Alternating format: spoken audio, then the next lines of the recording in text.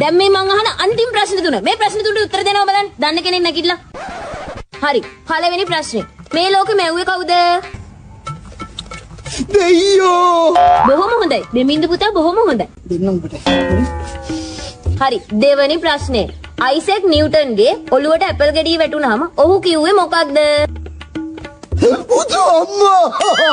දෙමින්ද පුතා මේ හොඳයි කිව්වාම ඕනට වඩා දඟලන්න හදන්න එපා. නවත්තනවල ඔක්කොම. හරි. මේ තමයි තුන්වෙනි ප්‍රශ්නේ. ඒ කියන්නේ අවසාන ප්‍රශ්නේ. ඕගොල්ලෝගෙන් අහන මේ ප්‍රශ්නේ කොමඩි ප්‍රශ්නයක්. හරිද?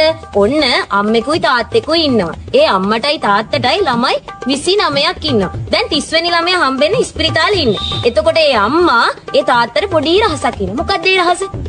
මට සමාව වෙයම් මචං. හරි. දන්න කෙනෙක් ඉන්නවනම් අත උස්සලා කියන්න ඕනේ.